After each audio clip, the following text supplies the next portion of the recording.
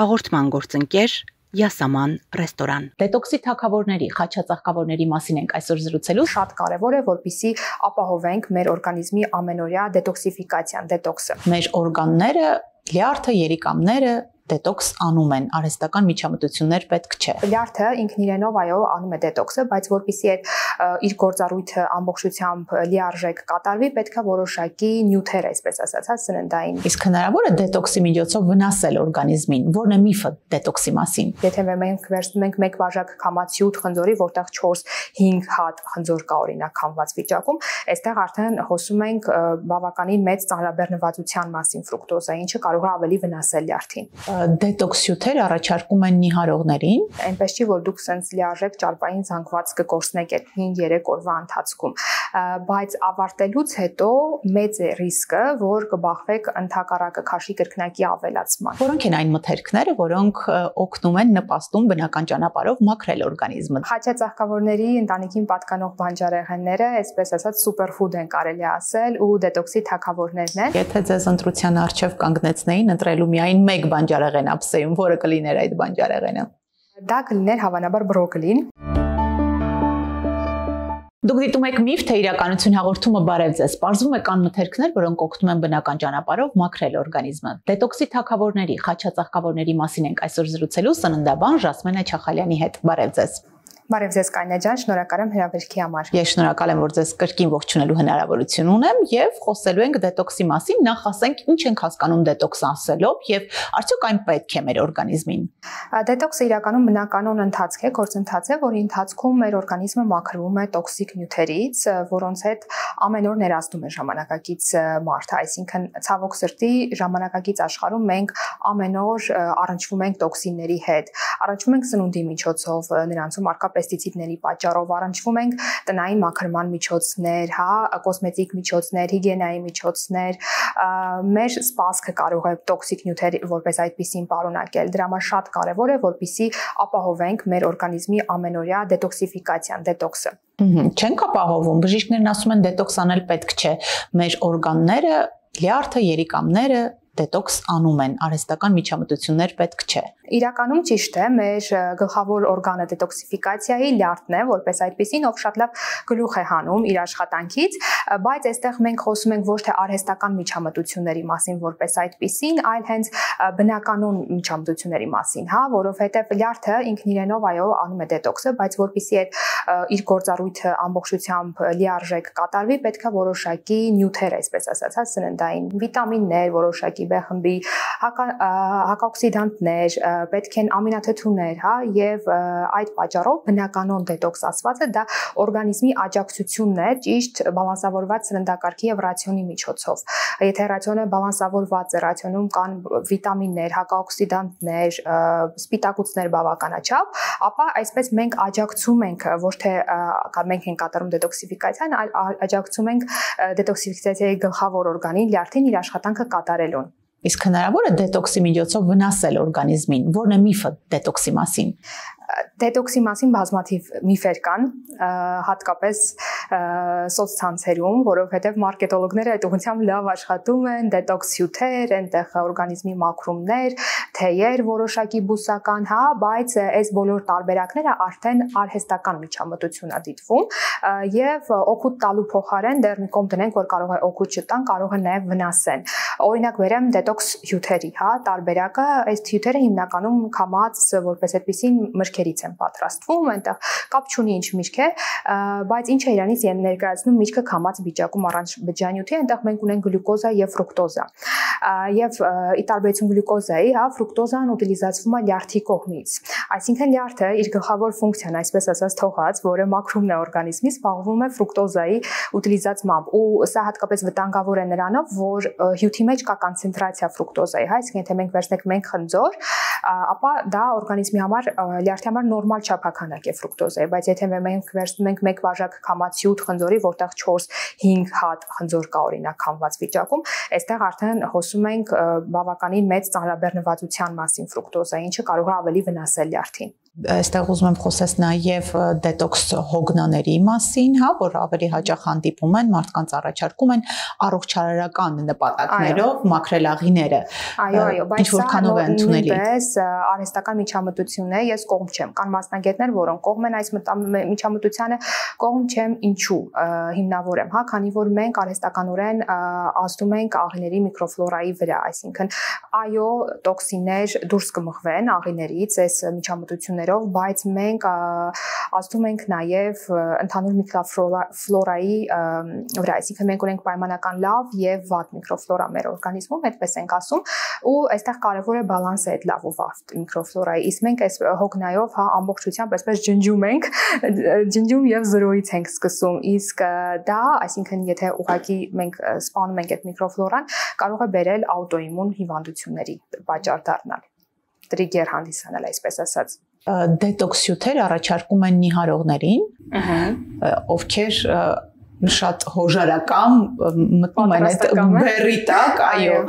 պարբերաբար ընդունելու այդ հյութերը կամ անցնել համապատասխան դիետաների,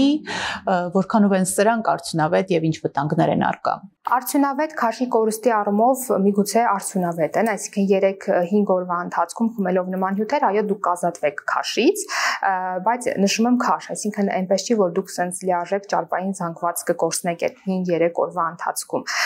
բայց ավարտելուց հետո մեծ է ռիսկը, որ կբախվեք ընդհակառակը քաշի կրկնակի ավելացման, հա, որովհետև այդ ընթացքում սովորաբար նաև նյութափոխանակությունն է տանդաղում, որովհետև այդ հյութերով մենք 500 կիլոկալորիա հազիվ հավաքենք ընթացքում, ինչը կբերի նաև նյութափոխանակության դանդաղման։ Պլյուս նորից նշում եմ, որ արդեն այսպես մեծ ծանրաբեռնվածություն է ստացվում լյարդի վրա ֆրուկտոզայի գեր օգտագործման պատճառով։ Այսինքն դետոքս ասելով մենք պետք է նկատի ունենանք բնական ճանապարհով օգնել լյարդին երիկամներին կատարել իրենց ֆունկցիան, որոնք են այն մթերքները, որոնք օգնում են նպաստում բնական ճանապարհով մաքրել օրգանիզմը։ Դրանք խաչածաղկավորներն են։ Ինչից ենք սկսում։ Խաչածաղկավորների ընտանիքին պատկանող բանջարեղենները, այսպես ասած, սուպերֆուդ են կարելի ասել ու դետոքսի թագավորներն են, որովհետև նրանք նյութեր են պարունակում, հա, որոնք ակտիվացնում են լյարդի ֆերմենտներ, որոնք մասնակցում են տոքսինների քայքայմանը որպես այդպիսին, ու այսպիսով աջակցում են դետոքսիֆիկացիային, այնպես որ նրանց օգտագործումը շատ կարևոր է։ Խաչածաղկավորների ընտանիքին հայտնի գլոբալ հայտնի մթերքները դրանք ծաղկակահամբն է, կահամբը, բրոկոլին, որոնք մարդկանց շրջանում ավելի հայտնի են, բայց ես կցանկանամ նշել մի քանի էլի մթերքներ, որոնք որ օրինակ չգիտեմ որ միգուցե այս ընտանիքին են պատկանում, դրանք են քեյլը, ռուկոլան, բոկչոյը, կալրաբին, բրուսելյան կահամբը, նույնպես բողկը, մանանեխը նույնպես պատկանում են այս ընտանիքին։ Ինչ յուրահատուկ ազդեցություն ունեն նրանք, այդ հրաշագործ ազդեցության մասին հուշենք, ինչի շնորհիվ է։ Իրականում շատ յուրահատուկ առանձնահատկություններ ունեն այս ընտանիքին պատկանող բանջարեղենները։ Ես կնշեմ, որ հարուստ են վիտամիններով, միներալներով, հատկապես վիտամին A, վիտամին K, ֆոլաթթուն, հա, B9 վիտամինը, որոնք որ ենթադրենք վիտամին A-ն ուժեղ հակաօքսիդանտ է իրանից ներկայացնում, հա, վիտամին K-ն օգնում է մեր արյան մակարդելիությանը, այսինքն մասնակցումը, այսինքն բոլորը կարևոր վիտամիններ են իրանցից ենթադրում եւ այս ընտանիքին պատկանող բանջարեղենը հարուստ է նաեւ բջջանյութով, բջջանյութի հզորագույն աղբյուր է, ինչը նույնպես շատ կարևոր է մեր աղիների միկրոֆլորայի համար, որովհետեւ գիտենք, որ մեր պայմանական լավ միկրոֆլորայի համար սնունդ հանդիսանում է սննդային մանրաթելերը, բջջանյութը։ Օրական որքան բրոկոլի պետք է ուտել առողջ լինելու համար։ Տարբեր աղբյուրներում տարբեր է նշվում, հետազոտություններ կան, որ օրինակ շաբաթական 1 կիլոգրամ բրոկոլին 2 անգամ նվազեցնում է կրծքագեղձի քաղցկեղով հիվանդանալու հավանականությունը։ Ես սովորաբար խորհուրդ եմ տալիս մոտ 50-ից 100 գրամ ու անպայման բազմազանել, այսինքն չկենտրոնանալ միայն բրոկոլիի վրա, որովհետև մեծ հաշվով այս ընտանիքին պատկանող բանջարեղենները ունեն նույն սննդային, այսպես ասած, եւ արժեքը եւ սննդարարությունը, այսինքն վիտամինների, միներալների առումով։ Այսինքն մի կտոր բրոկոլի, ծաղկակաղամբ, բրուսելյան կաղամբ, համակարգաների մեջ ավելացնել քեյլը, ռուկոլան ու այդպես օգտագործել։ Բայց ասում են խաչածաղկավորները զոբագեն են։ կարող են վահանաձև գեղձի խնդիրներ առաջացնել։ Այո, իսկապես կան նման հետազոտություններ, որ խաչածաղկավորները պարունակում են զոբագեն նյութեր որոշակի, օրինակ դրանք հականուտրիենտներ են, այսպես ասած, օրինակ իզոթիոցիանատները, բայց նշեմ նաև, որ սա հատկապես ակտուալ է այն մարդկանց համար, որոնք ի սկզբանե ունեն յոդի դեֆիցիտ։ Այսինքն պայմանական առողջ մարդը, ով ունի յոդի դեֆիցիտ, օգտագործելով չափավոր այս ընտանիքին պատկանող բանջարեղեններ, դա իր մոտ չի առաջացնի վահանաձև գեղձի թերֆունկցիա կամ հիպոթերեոզ, այսինքն պետք է ինչ-որ նախնական տրիգեր նախադրյալ լինի դեֆիցիտի տեսքով յոդի, որը ավելի այդ իրավիճակը, այսինքն կվատթարացնի։ Եթե արդեն իսկ կա խնդիր, այսինքն եթե ունեք հիպոթերեոզ, թերֆունկցիա, վահանաձև գեղձի, այս պարագայում ավելի ճիշտ է խորհրդակցել բժշկի հետ ամեն դեպքում ռեկոմենդացիաներ ստանալու համար, բայց ամբողջությամբ հանել այս մեծ ընտանիքը ռացիոնից ամեն դեպքում ճիշտ չեմ գտնում, կարելի է իրենց թողնել օգտագործելով ջերմային մշակմամբ, որովհետև կան հետազոտություններ, որ օրինակ 5 րոպե եռացող ջրի մեջ թողնելով բրոկոլին 50%-ով են նյութերը, որոնք որ զոբագեն են, իրանք այսպես ասած դեակտիվանում են որպես այդպիսի։ Ինչպես խաչածաղկավորները ընդգրկել սննդակարգ, հետաքրքիր բաղադրատոմսեր կառաջարկեք։ Շատերը չեն սիրում, չեն ընկերություն անում այս ընտանիքին պատկանող բանջարեղենների հետ ցավոք սրտի, ու ես այսպես տարբեր բաղադրատոմսեր եմ հորինում հաճախորդների համար, որպեսզի փորձեն ինչ որ կերպ իրենց սննդակարգում օգտագործել։ Իմ ամենասիրած այսպես բաղադրատոմսերից դա բրոկոլիով կրեմապուրն է, որտեղ իր համը որպես այդպեսին այդքան շատ չի առանձնանում։ Ինչի շնորհիվ, ինչ եք ավելացնում ապուրի մեջ։ Կարելի է ավելացնել կարտոֆիլ, ես ավելացնում եմ նեխուր եւ օրեգանո։ Եթե քաշի հետ կապված խնդիր չկա, կարելի է նաև ավելացնել սլիվկի ասվածը, բայց ոչ բուսական, հա, սլիվկիներ, այլ իսկական կենթանական այս սերուցքային, այո։ Այլ տարբերակ դա ջեռոցում որպես այսպես steak պատրաստելն, այսինքն բարակ շերտ կտրատում եմ տվյալ բանջարեղենը,